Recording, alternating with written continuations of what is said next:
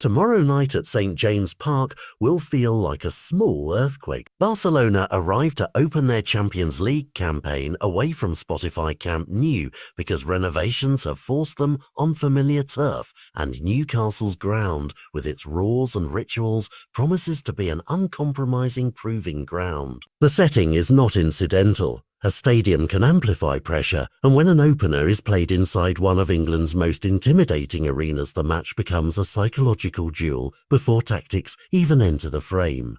Bruno approached the media with a tone that mixed nostalgia and clarity. He cut through speculation with a simple verdict.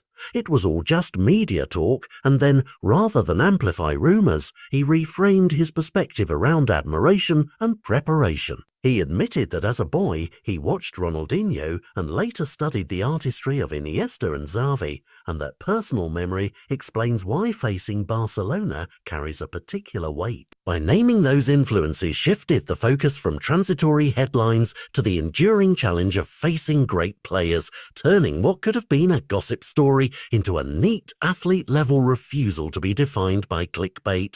The specifics of his assessment were practical and pointed. Bruno singled out Raphinha as a principal danger, praising the Brazilian's current form and describing him as one of the top forwards in the world, a player whose direct runs, sudden changes of angle and finishing instinct can rip open defences in a blink. He reserved similar praise for Lamine Yamal, calling the youngster one of the brightest talents on the planet, and then made clear the immediate facts.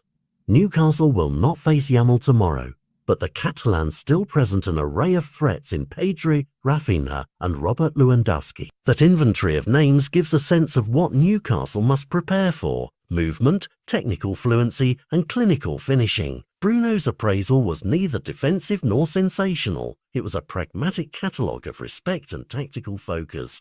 There is symbolism stacked under these tactical notes. Barcelona being obliged to start their European campaign away from Camp Nou is more than a scheduling oddity. It is a test of whether a club's identity can be exported. When a team's style is so entwined with place, the question of adaptability becomes urgent. Newcastle, in contrast, have learned to convert their stadium into a modern theatre of noise and momentum. Their crowd is an engine and their pitch an instrument. Bruno's deliberate refusal to feed transfer narratives and his insistence on concentrating on the task at hand reveals a mentality that prizes preparation over publicity. That mentality can be decisive. Teams who focus on process rather than headlines often find the clarity necessary to execute on the night. When 90 minutes have been played, the headlines will be written from small moments: a clinical finish, a goalkeeper's reflex, a midfield turn that changes tempo. A Newcastle victory would validate the fortress theory and underscore how energy and structure can unsettle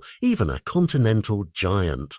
A Barcelona win would show the contrary, that quality and cohesion can be translated across venues and that experience often finds solutions. Bruno's final, candid line, "I am excited to face Barcelona. They are a team I have never faced before," is telling because it converts admiration into appetite and it hands responsibility back to the pitch. For viewers, the attraction is not merely the result, but the biographies that collide. Childhood idols against current rivals, stadium identity against exported style, headlines against preparation. Tomorrow promises a string of defining instants, and in each of them Bruno's quiet dismissal of gossip may prove to be either the calm before a storm or the measured prologue to a match where football, not rumours, gets the final word.